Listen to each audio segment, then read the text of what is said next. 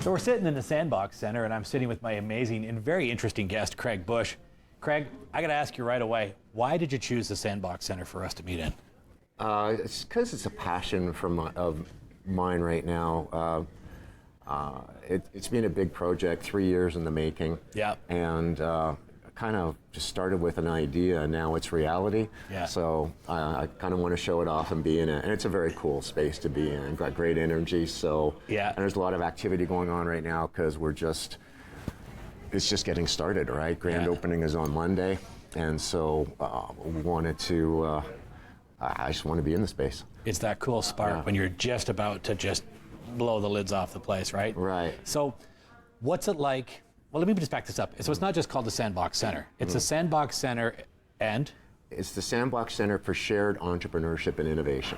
Okay. And so what we want to do is foster entrepreneurship, innovation, and also I tried to throw intrapreneurship in there, but it was getting too long. Yeah. So, but entrepreneurship, developing our leadership within our existing companies already, our managers, senior managers, CEOs, COOs, CFOs, getting them all to a higher level through sharing information with each other, and then also from a lot of the companies that are on the sponsorship level that bring all these layers of expertise that they can share with our existing larger companies. Sure. And then the intention is to get our existing larger companies and all their subject matter experts, like their sales managers, logistic managers, to be able to share that information down through the food chain to all the up and coming businesses. Yeah.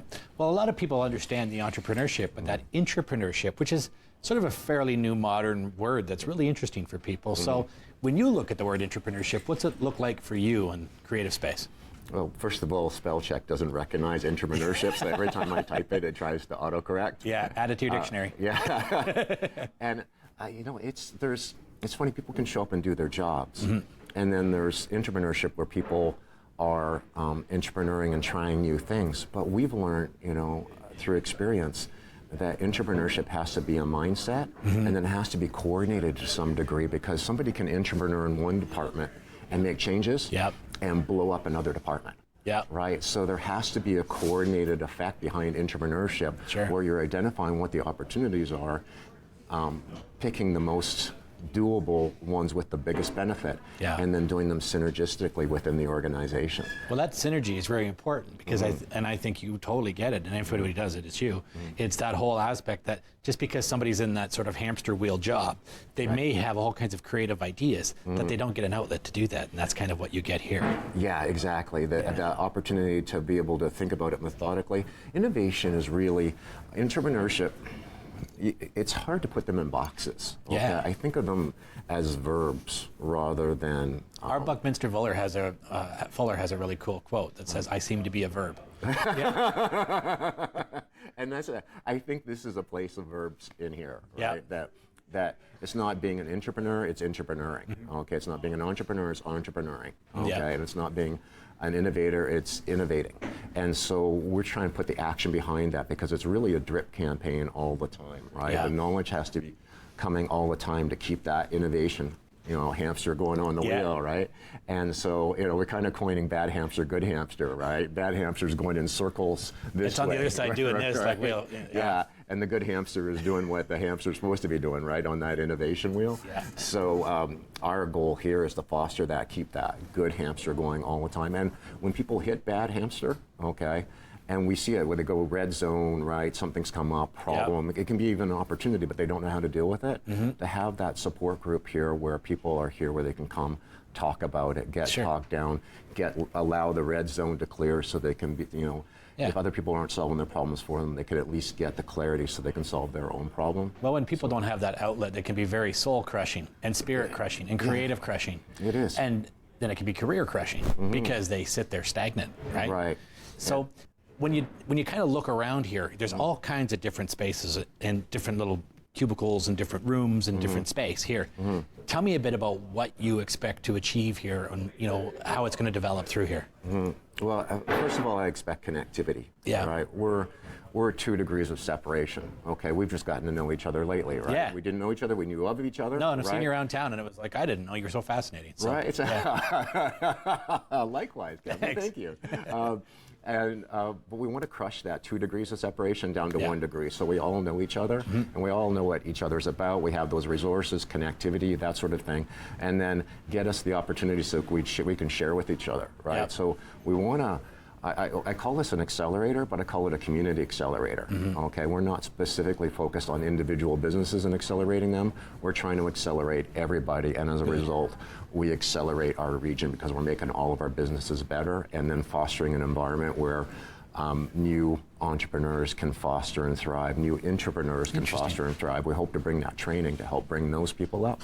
And in the end, my goal is to magnetize our area where we're not going out and recruiting businesses that exist already. We're attracting either small businesses that already exist or entrepreneurs or intrapreneurs that get the energy of what it's like to be here in this region where we have that great quality of life we were talking about earlier. Right? And the city of Barrie really has some unique people, unique minds, and there's a certain stubbornness and a certain amount of WD-40 in this town that kind of makes that stubbornness move, right? And it's nice when they meet, and I think that the aspect and ideas here, it's inspiring. Right, and I think that's what you're really going for, is that inspiration. Yeah, that's it, right? Because we get in our silos and we all work individually, right? Whether we're entrepreneurs working in our business, and leadership is lonely, entrepreneuring is lonely, and we've identified that intrapreneuring can be lonely too, right? But when you get out with people who have similar mindsets or even different mindsets, right? New ideas, paradigm shifts on how we think because we get exposure to other people.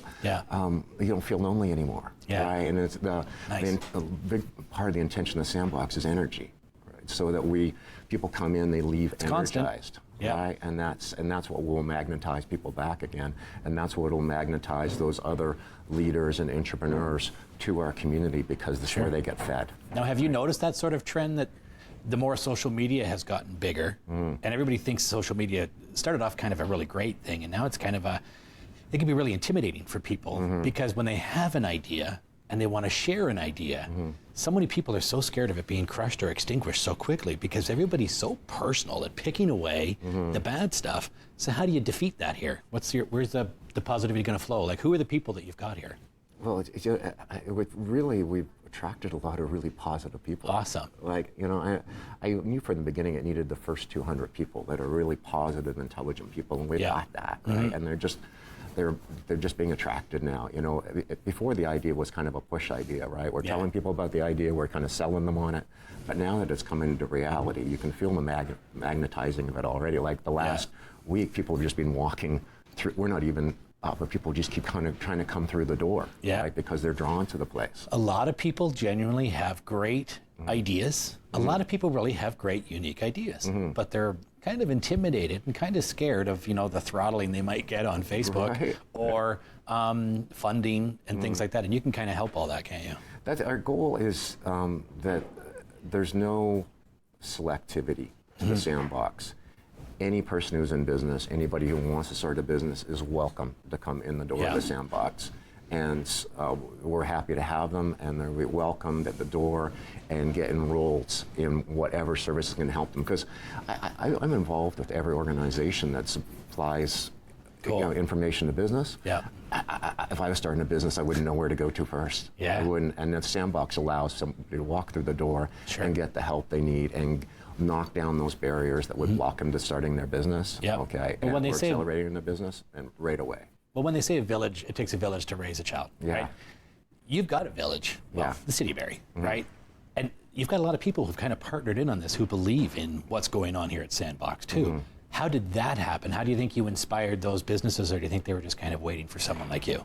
It just kind of takes a catalyst, right? Like the Arab Spring started with one shopkeeper having enough and setting himself on fire. We hope not to have to do that at the Sandbox. It's frowned upon. It is downtown Barrie. You never know. That's got a negative impression, but it just takes a start, right? You just got to light the match and just kind of create a place where people can connect and then they'll look after themselves. Really, the goal was to get the place, get the train out of the station. Yeah. And then it's going to get a momentum of its own, Sure. And it's been a lot of tough sledding to get it to this point. Yeah. But now it's at this point. I can see it happening already, which is beautiful. Well, a lot of people can't see this right now, and I hope they get to check out your space. But you're overlooking the lake, and you've also got the downtown Barrie, which is a very interesting spot for downtown, for the city of Barrie. Downtown is a very sort of controversial but really inspiring place, and there are a lot of people who really test market their individual entrepreneurship in downtown Barrie. Right. There's no big box anything downtown. This is where a lot of people kind of crash and burn, or they fly, right? Right.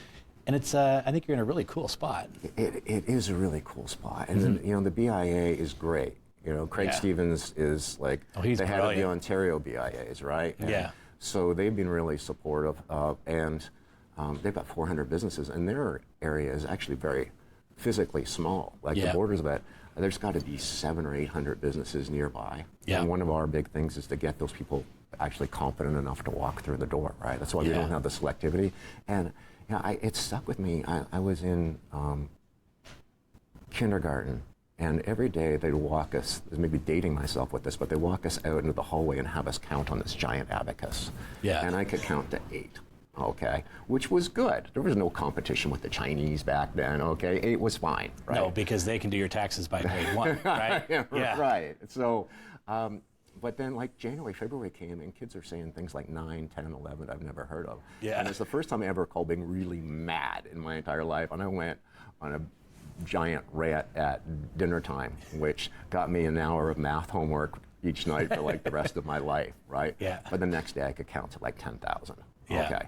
And nobody ever taught me, right? And business is getting tougher and tougher and tougher, okay? And every day people show up, open their store, open their offices, and it's tougher than it was the day before, right? And if nobody's teaching them and they're not getting knowledge, they're heading towards failure. Yeah, right? we really need more schools to embrace business and entrepreneurship. Yeah.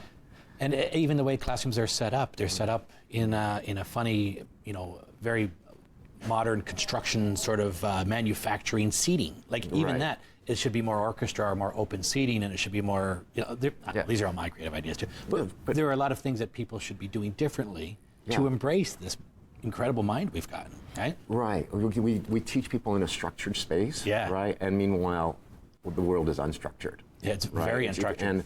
And the more unstructured you can be, the more, very few of the really successful entrepreneurs I know were ever really great in school. Right? It's almost it's almost a different mindset, right? Grade 9, best 15 years of my life. In the end, we got through it, but so we need to foster that and support that. That's why you see at the Sandbox. It's such an unstructured space, right? Because I'm told as people come in, they just sit in random places and they move around, and that's kind of an energy and the flow and kind of like the animals. way. Yeah. Right? Yeah, they find their spot to nest. Yeah, exactly. And then move and graze and get what you need from different places. So, so we're trying to create that sort of an environment, and we hope to create entrepreneurship and business in general as something being very accepted as a career and a career path, because I wouldn't trade jobs with anybody. Why would you? It's cool. I love entrepreneuring. Yeah. I wouldn't be prime minister. I wouldn't, not that they'd have me. Professional athlete, not that that was an option. What I do, I love, and we have to make that available to more people. So let's kind of back this up a little bit. We're going to unpack Craig here, okay? So let's go back. Other than kindergarten and needing an abacus and counting to 10,000 and all that, let's talk a little bit. Where'd you first start? Where was your first, your first start in life? Where'd you come from? Oh, I was born in Winnipeg, as was everyone in Ontario. Danielle, our managing director here, is from Winnipeg. I know so many people from Winnipeg. Right? Yeah. Winnipeg should have a population of like 9 million, but we're all here from Winnipeg. But we moved when I was just tiny, and my dad got a job out here in North York, and so I grew up in Scarborough, and till I was 15, and coming to Barrie was the best thing that ever happened. What brought you to Barrie? My dad had a job as the president of the college. And really? so, Georgian College? Yeah. Nice. Yeah, so that was a long time ago, but it was great. I remember I arrived October 20th in grade 10, and and I made friends my first day, right? And it was just... Well, I can't imagine that. It's just a great... Well, it's just, this place is amazing. Yeah, right? where'd you go to school? Eastview. Did you? Yeah. Eastview's a really great school for a lot of the old East Enders in town here, who kind of are like the original foundation of Barrie. There was, Eastview and Central and Innisdale and a couple of schools, and those were kind of the real starts for Barrie. That was when I was here. They were just Innisdale. They were just starting to crank up grade by grade. Yeah. Well, there was still kind of a field around it, right? Yeah. Now I'm dating myself too a little bit here. Great. So you grow up in Barrie. Where's your first kind of career move? Where's your first ambition? Do you know what? It was in Scarborough. I actually beaded jewelry and sold it on my front lawn when I was like 6 or 7. Did you? Yeah, that was my first business, and then I got a paper route when I was in grade 7, and then I got another paper route, and then built another paper route from scratch in a new neighborhood, and then started entrepreneuring, and that was just kind of the start of it. And then in grade 9, I bought a bunch of fireworks in North Carolina, sold it in school, got in trouble. I didn't mean to sell it, there was just a big demand for it. And fireworks? Yeah, I got a lot of trouble. Yeah. And so, it's probably best I got out of Scarborough and came to Barrie, so I stayed, get my nose clean since then. Yeah, attaboy. But I just, went to school at York for public policy administration, but I started my business while I was in school. It was kind of like my, I just would do my work because I have to, and then try and take up all spare time to either drink beer or work on my business. Yeah, and working on the business is good. Find the time for the beer and not the other way around, right? Yeah, exactly. So you kind of progress from there, and then you've got, I don't know, how far into all of this did Craig decide that he was going to have Busch systems and all these other things you started to get into? How old were you around then? I started Busch Systems when I was like 21 or 22. And what is it? And, we are the world's leading manufacturer of recycling and waste containers, particularly recycling containers. So centralized waste recycling containers and waste containers. We started in blue boxes when, like 1987. Wow. And so they're hard to recycle. You know what? We actually do. We're the only company that actually does take the boxes back and recycle them back into new containers, and I'm proud of that. So we led the way as far as being walking the walk. Our biggest competitor now is Rubbermaid, which is a fine organization, but they're not environmentalists, and we are environmentalists first, container supplier second. That's nice. So we walk the walk. We are very big with our sustainability. We just did our summary in company yesterday on our most recent sustainability report, set our new goals for sustainability. And so we really believe in it. We're becoming more and more consultants as we go along and are actually helping guide companies. And then we've got an online resource center that people can track their own diversion, compare themselves regionally and against other organizations in their sort of demographic. And all this is complementary. So we're trying to help people create diversion. Yeah, we sell containers, and that's what keeps the lights on, but we're not a hawker of bins. We're kind of a full service. And there's a lot of those. There's a lot of big American and Southeast places that do those sort of containers and bins that they just want to make it, and they don't care where it comes from and what the second, third generation of that plastic is going to be. Exactly, right? They're just manufacturers, and it's funny. Everything would get more complicated, right? And packaging gets more complicated. Diversion gets more complicated because people are putting different layers. Hey, we invented new, better packaging, but now it's got a layer of, Tetra or whatever on it, and now it can no longer go in the blue box. And so it's fascinating. There was a great article that came out not too long ago, a couple of weeks ago, and I posted about it too, trying to educate people that, when you're getting that food that you're ordering online, because now it's really easy to, avoid having to make stuff at home, and they show up and they've got the clear top container and the bottom container is black. That black container can't go in your recycle bin, but the clear can. And pizza boxes, the bottom of the pizza box can go in, or sorry, the lid can go in, but the base can if it's got oil on it. Like there's so many things, and how 90% of our stuff in our recycle bins are now going to landfill. It's fascinating, and I love that everything about what you're doing is as green gets, because it's not just the bins, it's the the materials, it's the heart and the passion behind it, right? So how did you go from not selling fireworks because you maybe lost a finger, and then next thing you know you're selling blue bins? Like how did you get into that? It was kind of an evolution. it went from picnic tables to wooden worm picking boxes, to styrofoam worm picking boxes, to plastic worm picking boxes, to plastic minnow containers, and evolved into plastic agricultural containers.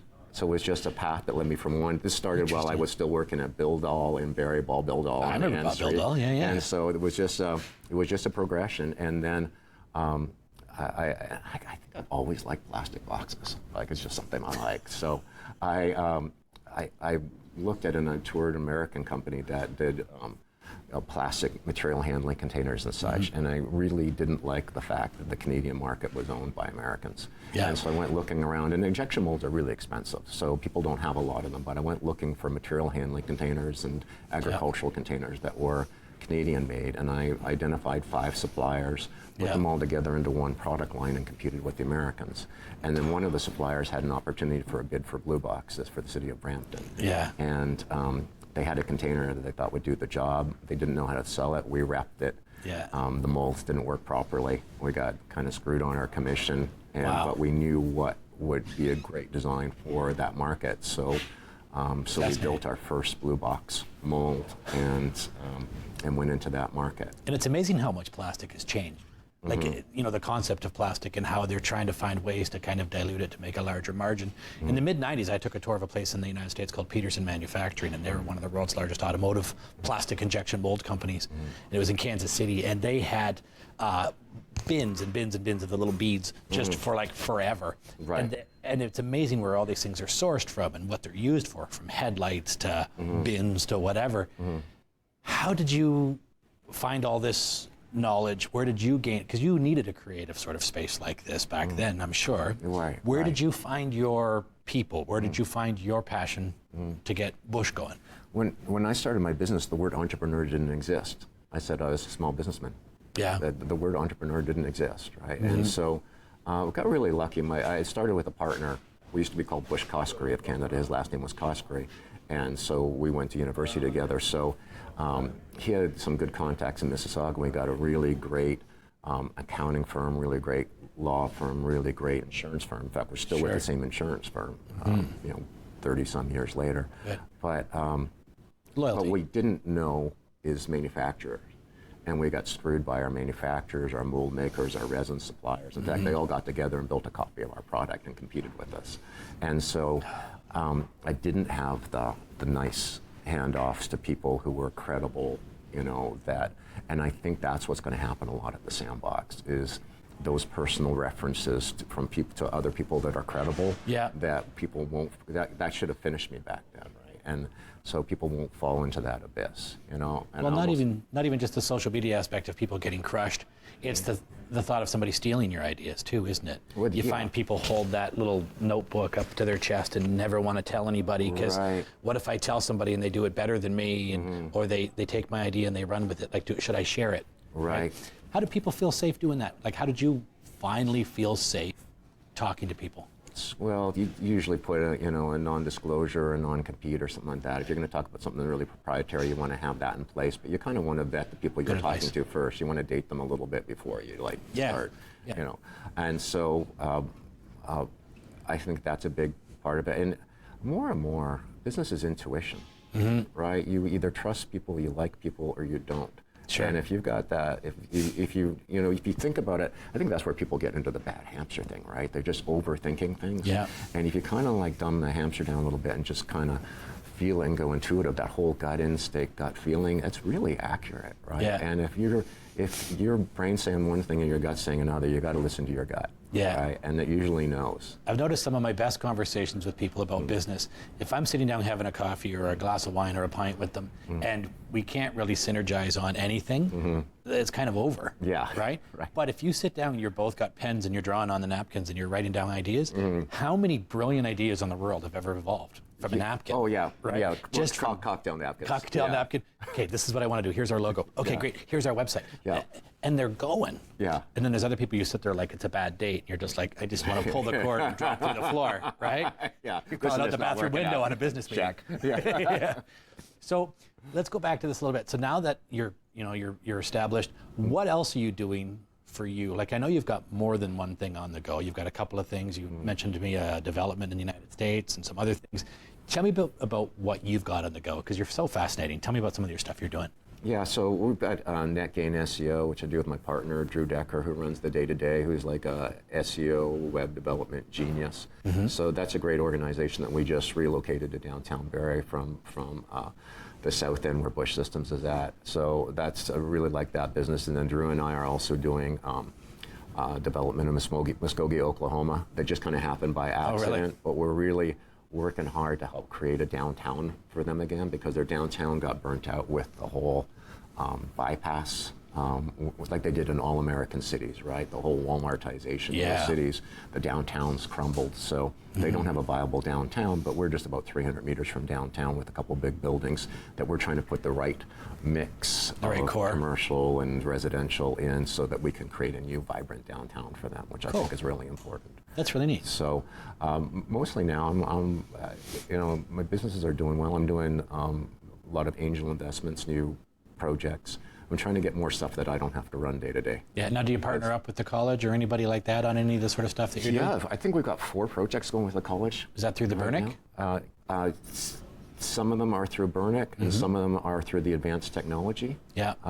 And so we've got Drew and I also ended up with a bike company that is a commuter bike, stainless steel, folded metal kind of origami internal design, which is a really cool bike from a startup that blew up. But I got to know that company, and we put a little investment in through the Georgian Angel Network, which is another great organization that supported the Sandbox. Yeah. And so we ended up, we own the majority of that company now. We brought it to Barrie, and we're re-engineering the bike to bring it to another level in manufacturing with the college. And so we hope to launch that again in 2020. Well, I look forward to seeing that. That's pretty cool. It is a really cool bike. Yeah. So then we've only got a few minutes left here. And one of the things I really want to know is, what do you do when you're not doing this? How do you throw your feet up, or what is it you do just for you when you're on your own? What's a Craig day when you're got your own? You know, it's there's a few things. Some of my happiest days actually are business days, where I live down at the end of Lakeshore here, where I can jump on my bike and do all my meetings downtown. Awesome. You know, throw my stuff in a backpack and then just still green. Yeah. Right. Yeah. I love it. And then finish the day with a beer on the patio, and then or dragon boating. So I dragon boat a lot. Cool. And so I help run 2 teams. Busch Systems has a really good dragon boating team, and then the Northman is a men's team, actually the only one north of Toronto. And so we compete with both of those, and I do 6 or 7 regattas a year. We're doing ice dragon boating now in Ottawa. So we were just at the Worlds, and Busch Systems is the number 14 ice dragon boating team in the world. That's pretty neat. Yeah, it's a fun sport. My ribs are still sore because you don't paddle, you whack the ice with a really hard pokey stick. So, well, that's kind of like sledge hockey. Right? Sledge hockey is a little stick with a little spikes on the end, and that's how they move those sleds around. Just like that. Yeah. That is a heck of a workout. So you enjoy fitness, you enjoy the green aspect of life, right? You're an entrepreneur, you like to get people doing the good and creative and opening up left and right brain. What would be your sort of, your statement? If there was something you could tell people, so sort of wrap it up, what would it be, your message to people right now, if there was something that people could be inspired from? Yeah, just share, right? We all have knowledge about learning, share with other people, right? Don't take, give. That's the whole aspect of the Sandbox. The whole intent is that we all show up to give. When we're all giving, we all get.